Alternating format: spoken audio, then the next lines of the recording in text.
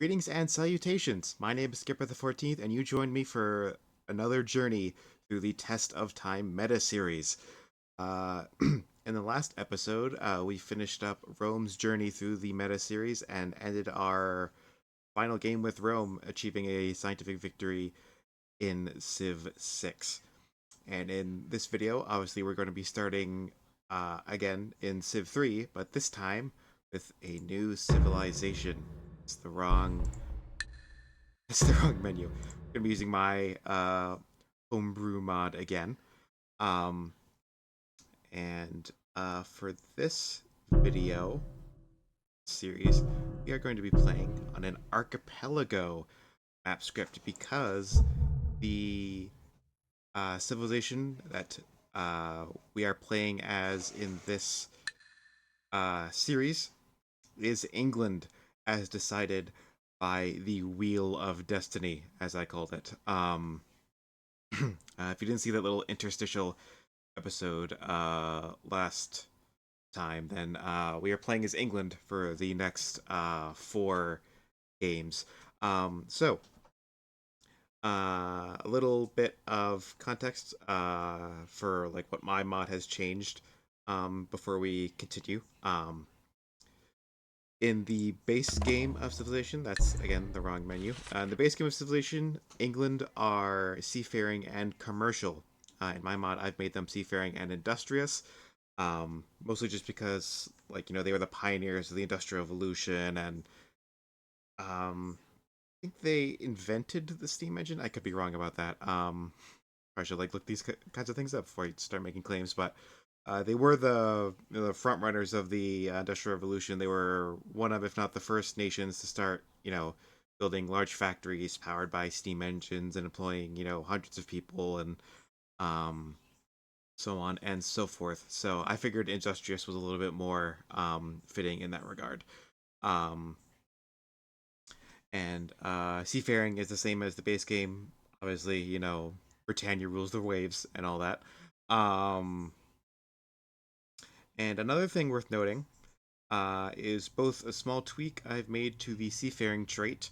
Um, you can't change too much about how the actual trait works within the limits of modding Civilization 3.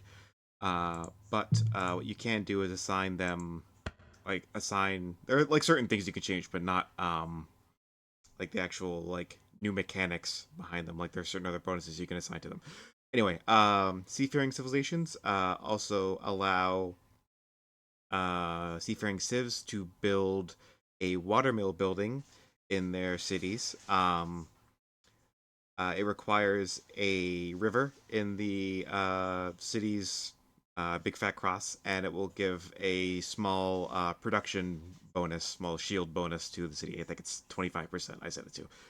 So that's just to help them on continent and Pangea maps where they don't get a lot of access to the coast to use their main ability. Um, and finally, if you read the patch notes for my mod, you should know this by now. But for those of you who haven't, used my mod in any capacity, I've also changed it so that all naval units have two extra movement compared to what they have in the base game, and all naval transport units carry double what they have in the base game. Um, so just to make ships a little bit more useful, a little bit, just make them better. Um, and So those are all the most relevant changes we'll be seeing in this series, and I think our goal for this campaign will be to get a domination victory with England on this archipelago map.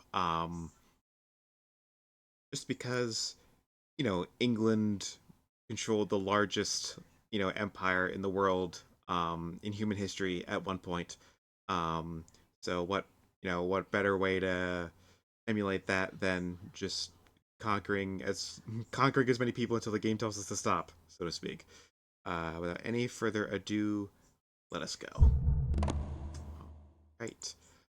Uh, and I'm gonna look around a little bit, see if this is a start I want to keep. It looks pretty good. I think I'll just forgo my usual re-rolling for 5 minutes to find a good start. We'll just keep this one. Start with a bonus grassland, 2 bonus grasslands, and a river, which is very nice. So we can, if we want to, I could just start building the watermill. Dig a hole off on that for a little bit.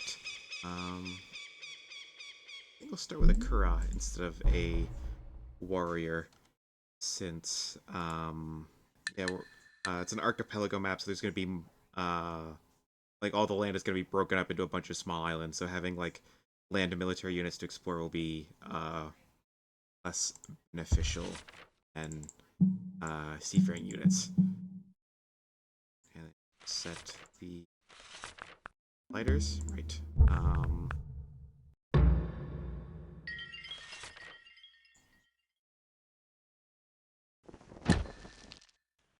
The nice things about Industrious is that your workers work a little faster. I also realized I probably could have moved my settler tile to be able to work that whale tile. I think reload. I don't know if it's worth it. I think now we'll go.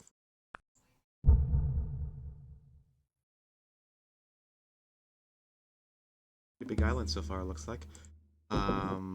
Might even have a land neighbor. This island is so big. Let's show you how it works. You usually have like less like a bunch of small islands and more like a bunch of mini continents where you might have like one neighbor, as opposed to like 5. On the map size, of course.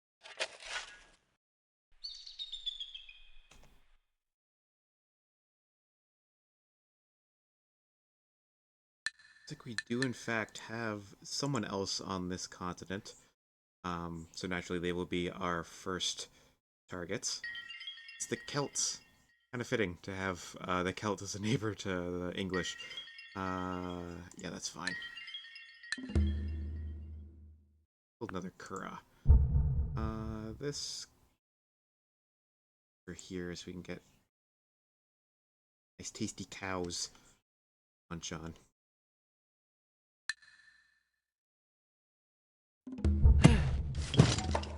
York settled. Start building a worker. Actually, change around my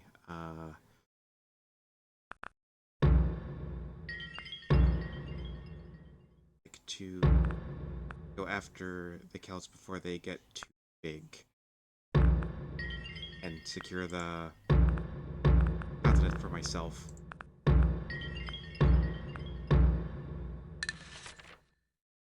Prioritize getting iron working so we can get a whole bunch of swordsmen. Even generic swordsmen are some of the best in the Akka. One of the best like units in the game. Certainly the best in the first era. I also don't believe I mentioned what seafaring actually does in like the base game. The base abilities are that all naval units have +1 movement. They also are less likely to be lost on deeper waters than they're built for. So like Kuras and galleys, they have a 50% chance of sinking every turn if they end their turn on a sea tile or an ocean tile.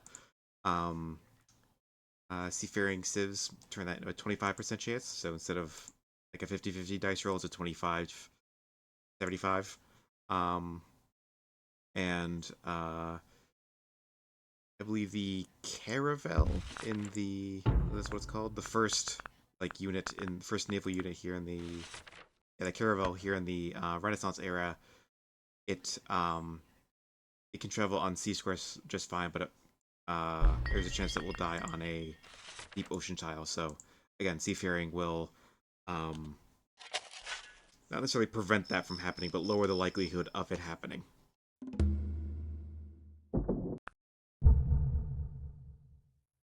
Crank out a bunch of boats and just send them in every direction so you can meet everybody as soon as possible. The sooner we meet everybody, the sooner we can start trading technologies and all that fun stuff.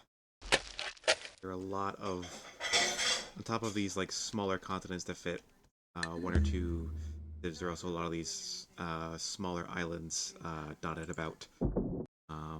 Actually don't need necessarily need a granary in every single city. I believe I said something to the effect that you need it in every city last game, or last time I played Civ 6.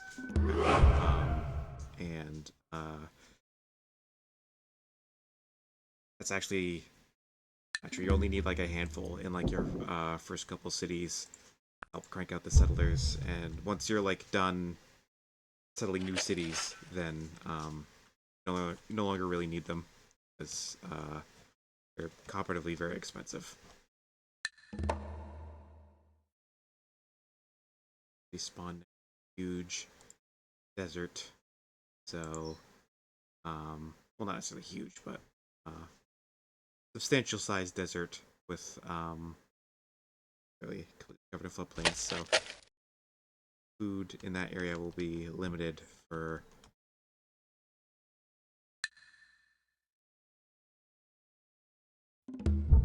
I'll take it. I will eschew references to Disney's Robin Hood. So Rotterdam. Rotterdam is a city in the Netherlands. A movie by Disney. A lot of free text from these goodie huts, which is very nice. Means that's fewer text that we have to research ourselves. Trying to figure out what the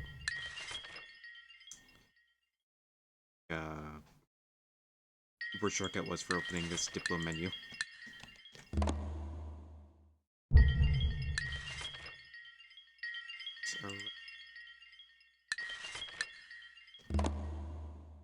So, free stuff is better than stuff you have to pay for. Yes. Good to trade text around just to get, you know, whatever you can get out of the AI.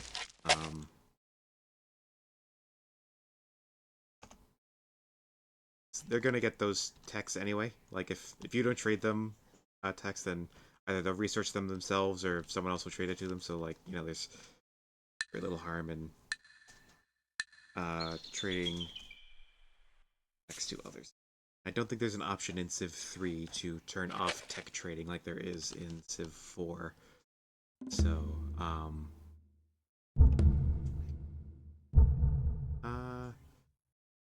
as well. Not any kind of necessity, but just start building a settler immediately, because you're not going to be building a lot of workers with that comparatively low amount of fields you have.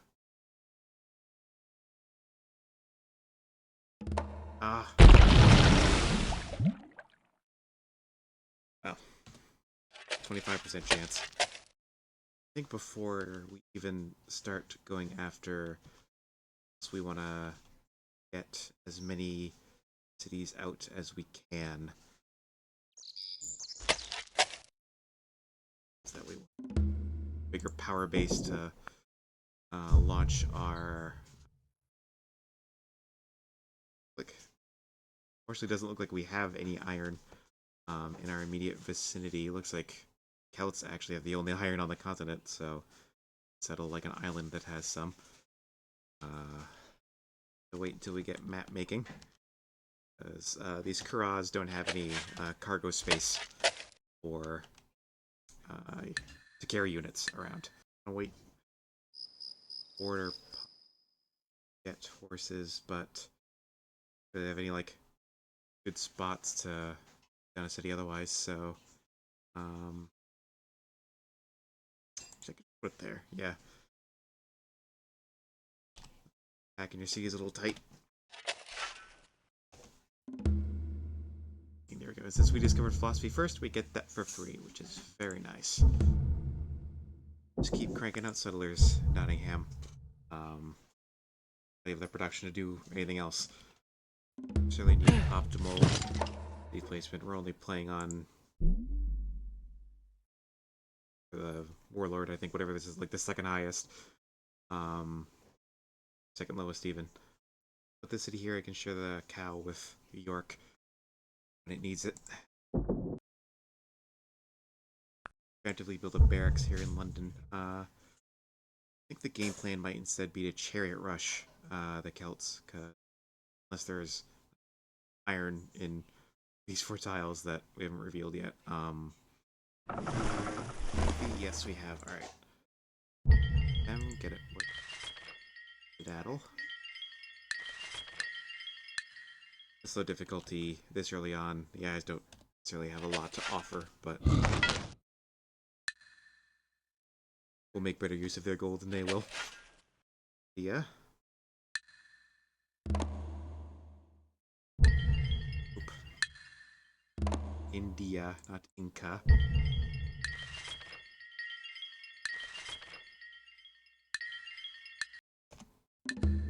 Right.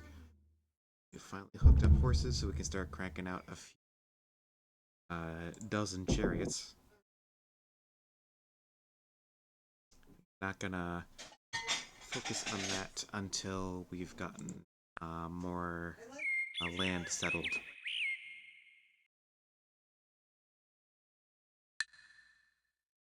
Yeah.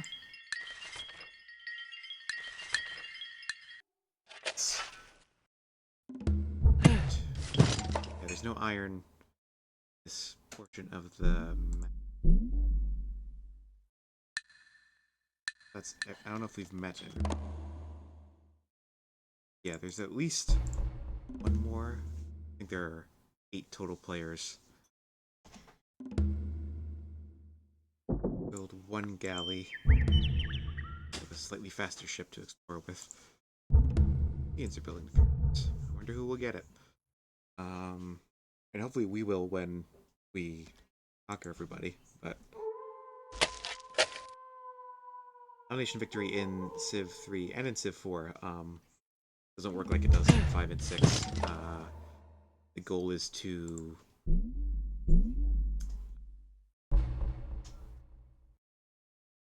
I'm blanking. It's to control majority of the land and coastal tiles and majority of the population. Exact percentage of what counts as majority, I think, depends between the 2 games and also on map settings and such. There's like so little iron on this continent we're on. I think now we can pivot a few of our cities into making an army, take out Brennus, a true Englishman, and wipe out the Celts, so to speak. Settle right on the die. 7, alright. I think at the point the watermill will give us some extra shields.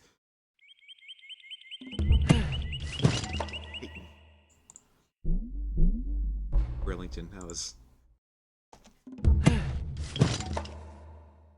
Norwich.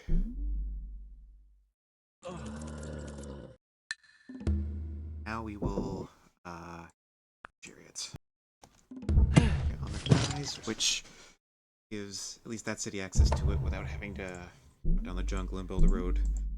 We will also keep building settlers after we've settled our main island here because we want to gobble up some of the uninhabited islands before the other AIs get to them, or the AIs full stop get to them. Fair amount of land to claim up here. I it in my mods to actually settle cities on marsh now. Now that was something I wanted to do. I don't know if I've done that yet. Find out soon enough. More chariots. It's for the chariot gods.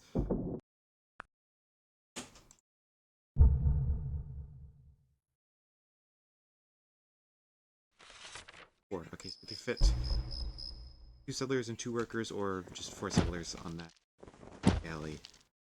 That's definitely not going to be enough to take all these cities. Probably want like 20 or something. Um,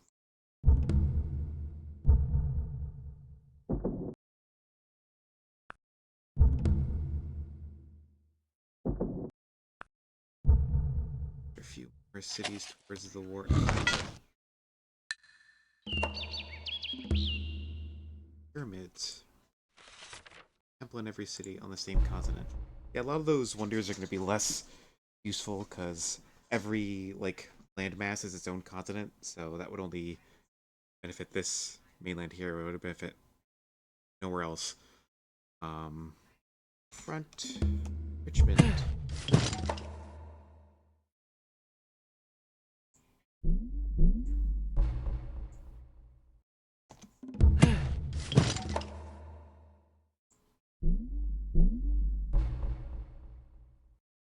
I think I have all the I got all the horses. He got the only iron. Yes, sorry, I did change it so you can found on marshes. That is really helpful. Otherwise, I'd have to send like a worker up there to clear out the marsh before I can put the city on the top. Germans trade. They'll give respect writing for Affluent.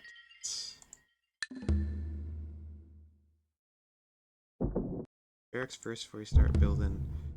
If you're gonna build any military units in a city, that like you intend to like wage a war with, uh, build a barracks in that city first. Galley has a settler and a worker. Move on over there, claim that island. This one, same cargo, and a worker. This entire thing uninhabited. Very well be. Chariots. I could be using horsemen, but it's cooler, so deal. Sure, you can build roads in other people's territory. I'd be happy about it, but can't actually. They cannot legally kick out your civilian units without your consent.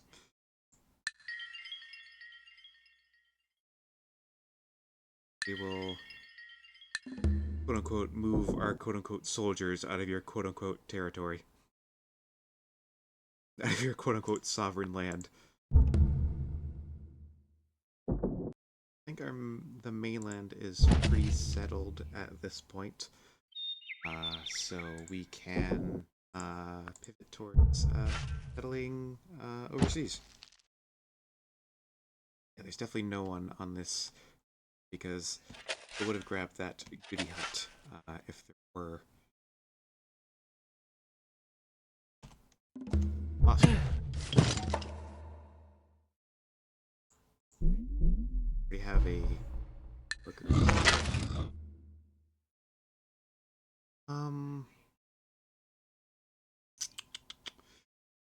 I think I am.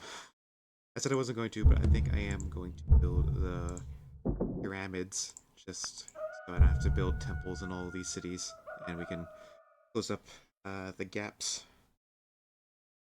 Won't help any of our overseas cities, but it will help the mainland at the very least. Better than nothing. And if we don't get it, we can just dump all that production to something else.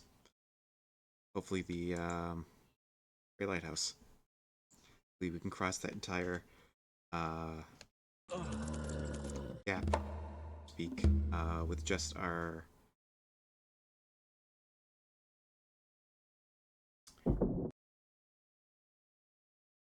the words. Like, why will my brain not work with just our seafaring bonus and the changes I made to general? I don't know if that's a word. To harbor somewhere. Manchester. Like, it's such a big city in England, yet it's so far down the name list. 12 chariots.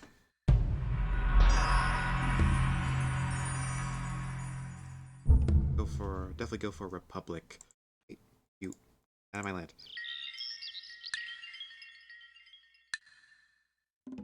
Like to wait until I have like 20 before I actually press the attack. Might be a bit long to wait, but Hey, said get out of my land. Here, so he doesn't get too pissy at us. I think we'll hit 20 chariots soon. I say as we're only producing them in one city. How many do we have? 13. I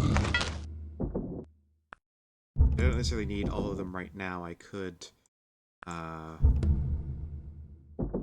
just go with the ones I have now and then keep reinforcing them from my existing cities. You get out of my land. If he settles there, he's a dead man. I mean, he's a dead man anyway, but if he settles there, he's an extra dead man. I think next turn, once his warrior moves off of that mountain, I will strike.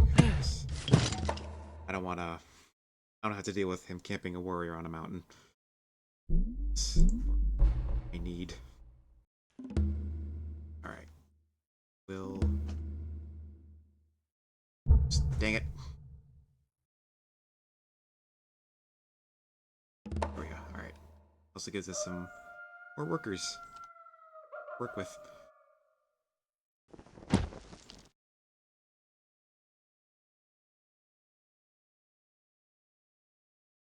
Ah, dang it. Again, I hit the explore button on a unit that should not, under any circumstances, be exploring.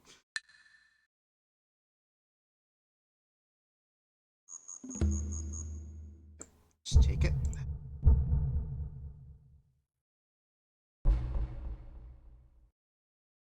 As warriors, which is a good sign that he doesn't have ironworking. The very least has not improved that iron.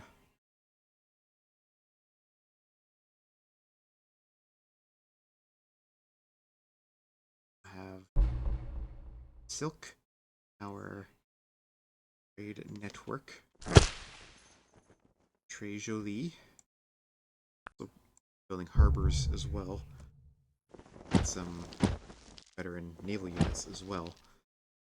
Harbors function kind of like barracks for boats. Oh, I raised it. Didn't mean to. All right. Better.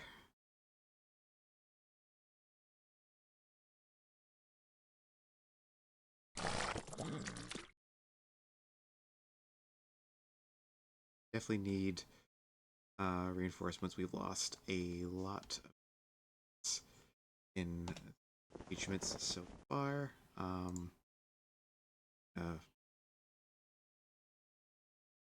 Or two chariots. Actually, you should build a harbor. Connect with the rest of the empire.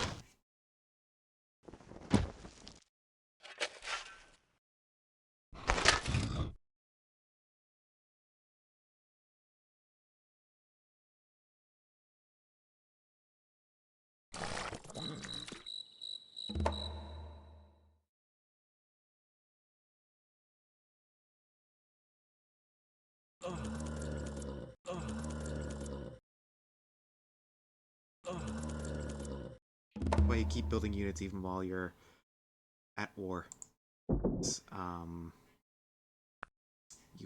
You will lose units.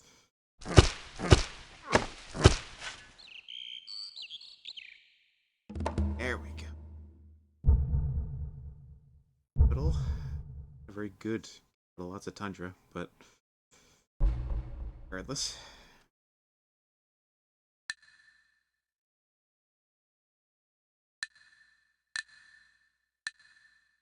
Best. If put something over. Ah. Of course, he just takes it right back. That happens. Go for switch yet. Well, once we're out of the war, we only had one unit hit with, so again.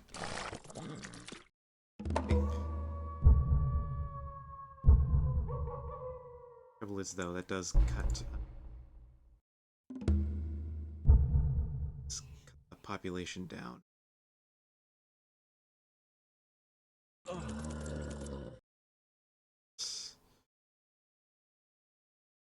Walk a chariot or two on that iron and cut the road so we can't build any more units with it. Lester. Jeez, isn't it? Red Lester. Red Lester.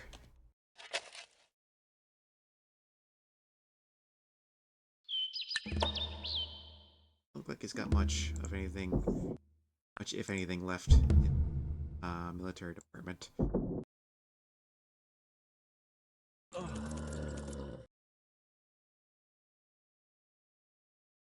One unit in that city, might be able to take it.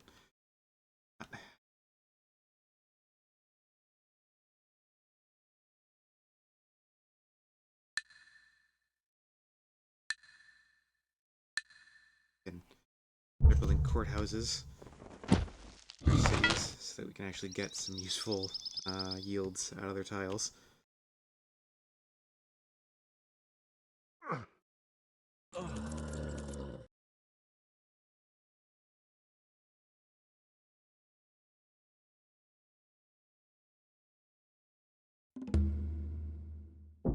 Taking more because we're gonna keep losing more.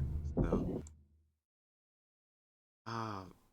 India got a be down there. All right, there we got to start settling on, like, stepping up our settling game of their because we don't want to lose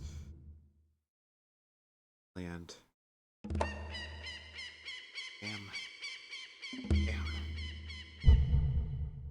He was too small to be just captured. This city hasn't grown its population or its borders, then it will just automatically be raised when it's captured. It's a little slapshod, but you don't come here for optimal play. You come here for other things, I assume. Oh, this guy's stuck. That's great. Alright, let's just keep him there.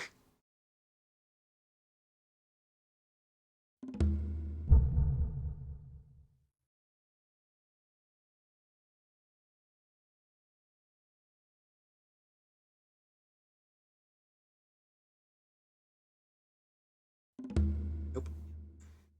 Just gonna wipe him out. We're not gonna leave him alive. We want this continent to ourselves.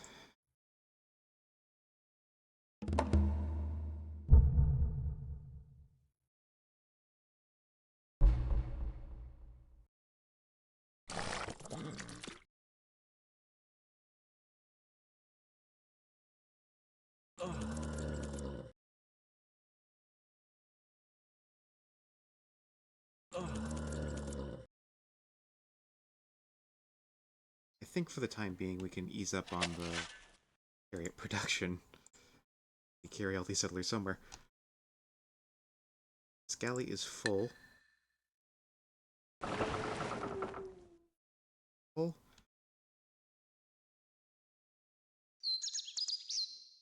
Well,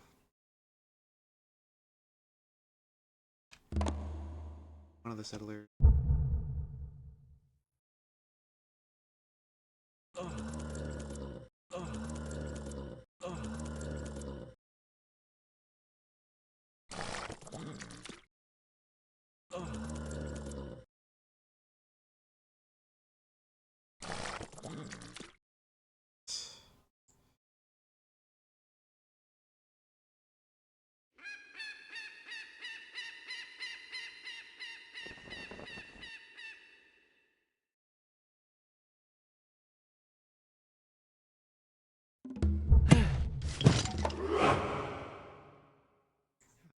Build a worker.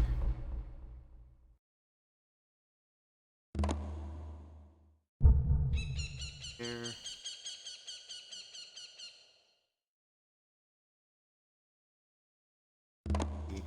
There.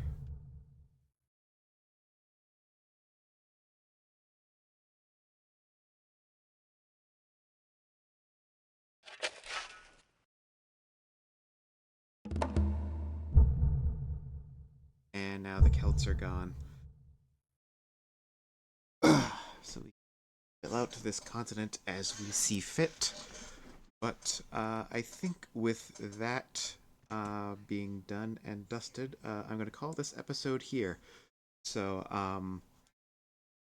if you like the video, feel free to leave a like, comment, and subscribe. Doing all those things tells the magical YouTube algorithm gods that you like what I do and you want other people to see it. And as always, be good, stay safe.